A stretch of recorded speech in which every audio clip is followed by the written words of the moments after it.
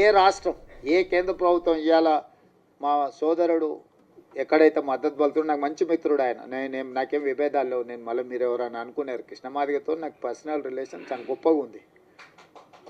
ఆయనతో నాకు ఏం చిన్న ఎంట్రకాంత కూడా మాకు భిన్నాభిప్రాయాలు. కాకపోతే నాకంటే ఆయన కిషన్ అన్నను మోడీని ఎక్కువ నమ్ముతుండు. కానీ వాళ్ళ ప్రభుత్వాలు ఉన్న దగ్గర కూడా ఎక్కడ అమలు చేయలే, ఎక్కడ కూడా ఏ రాష్ట్రంలో అన్న వాళ్ళ ప్రభుత్వం ఉన్న కాదు. ఇన్ని రాష్ట్రాలలో వాళ్ళ ప్రభుత్వం ఉంది, నన్ను చేసిరా. కానీ నేనేందంటే ఈ వర్గాలకు అన్యాయం జరిగింది, ఇక నేను ఉన్నప్పుడు కూడా న్యాయం చేయకపోతే వీళ్ళకి ఎవ్వరు న్యాయం చేయరని నేను బలంగా నమ్మిన. అందుకే ఇంకెవ్వరు ఏమన్నా అనుకొని ఎవరు ఏమన్నా తిట్టుకొని ఈ జాతికి న్యాయం చేయాలనుకున్న పట్టుదలతోని దాన్ని పక్కడబందిగా అన్ని రకాలుగా చేసుకుంటూ వచ్చి నేను అసెంబ్లీలో బిల్లు చేసి, అంతకంటే ముందు ప్రొఫెసర్ కాసిము వాళ్ళు వచ్చి నాతో అడిగినారు. అంటే నేను చెప్పిన, మీకు బిల్లు కావాలన్నా ఆడాబిడి కావాలన్నా అని. మాకు బిల్లు కావాలి సార్ అన్న. బిల్లు కావాలంటే దీనికి ఒక ప్రాసెస్ ఉంటుంది. పిల్లగాడు ఎంత తెలుగుకల్లా చదువైనోడైనా వాడు సంవత్సరం చదివినాకనే పరీక్షలు పెడతాం కదా. దీనికి కూడా ప్రాసెస్ కూడా ఒక పద్ధతి ఉంటుంది. అసెంబ్లీ కానీ లేకపోతే క్యాబినెట్ కానీ కమిషన్ కానీ రిపోర్ట్ కానీ దాన్ని చట్టం రూపొందించాలి.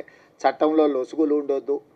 మళ్ళీ దాన్ని చట్టం చేసినాక మళ్ళీ దాన్ని ఎవరో ఒకరు దాంట్లో ఏదో ఒకటి ఎతికి కోడిగుడ్డు మీద ఈకలు వీకినట్టు ఏదైనా చేస్తే అది మళ్ళీ మొదటికి వస్తే ఇంక మళ్ళీ ఎప్పటికీ ఇది అపరిష్కృతమైన శాశ్వత సమస్య ఉంటుందని చెప్పి దాన్ని పక్కడ్బందీ చేసి దాన్ని మొత్తం దామన్నను ముందలు పెట్టి వెనకంగా మేము అందరం ఉండి మిగతా వాళ్ళందరినీ సమన్వయం చేసుకుంటూ నేను సభలో కూడా అందరినీ కూడగట్టి ఎవ్వరు కూడా దీన్ని వ్యతిరేకించే సాహసం చేయలేదు. ఎవరిని కూడా వ్యతిరేకించనీయకుండా వ్యవహారం నడిపినాం.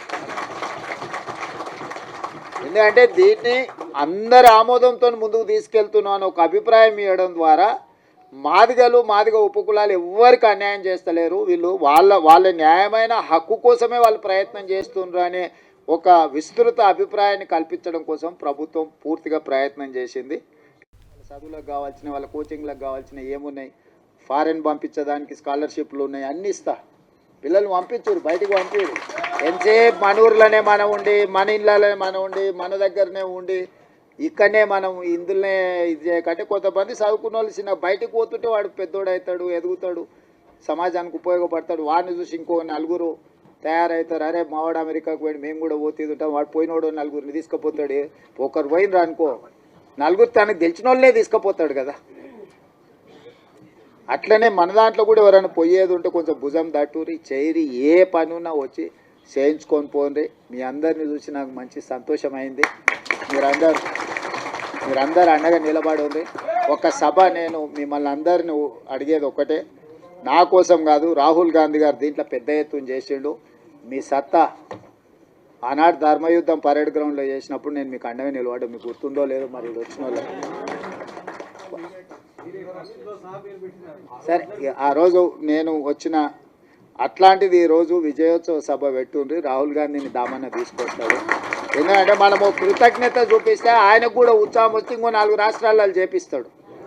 ఎందుకంటే ఇప్పుడు కర్ణాటకలో మిగతా రాష్ట్రాలలో కూడా ఇది కొంచెం వాయిదా పడతా వస్తుంది. మీరు అండగా నిలబడ్డట్టు 10 లక్షల మంది జమై ఆయన నిజేసి దామన్న మనోళ్ళందరి నేతృత్వంలో, మహేష్ గౌడ్ గారి నేతృత్వంలో ఒక అభినందన సభ పెట్టి రాహుల్ గాంధీ గారిని ఇచ్చేసారని. ఏ మనిషి అయినా అభినందన కంటే ఏముంటుంది? గాంధీ కుటుంబానికి ఏంది? దేశం కోసం సర్వం ఇచ్చిన వాళ్ళు, దేశం కోసం సర్వం ఇచ్చారు, ప్రాణాలు ఇచ్చారు, అన్ని ఇచ్చారు. వాళ్ళకి ఏముంటుంది? మీరు మాకు సాయం చేసారు, మిమ్మల్ని గుర్తుపెట్టుకున్నామని మీరు అందరు గట్టిగా చప్పట్లు కొడితే ఆయన ఉత్సాహంతో ఇంకా 4 రాష్ట్రాలలో చేపిస్తాడు. మన ప్రభుత్వం ఉన్న ప్రతి రాష్ట్రంలో అమలు జరిగితే ఆటోమేటిక్గా మిగతా కాక సెగ తగులుతూనే ఉంటుంది. తలగదా తప్పు సప్పుడు ఇప్పిస్తూనే ఉంటుంది కదా వాళ్ళ చెవులకు.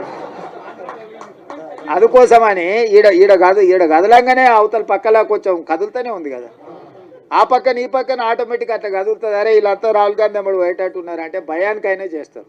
అప్పుడప్పుడు జర తెలుగుగా భయపెట్టి కూడా చేసేది నేర్చుకోండి అని తెలియజేస్తూ సెలవు తీసుకుంటున్నా. జై రేవంత్ అన్న, జై దామన్న. సార్ ఇక్కడ ఉన్న వాళ్ళందరూ ఫోటో దిగుతారు సార్, ఒక్క నిమిషం.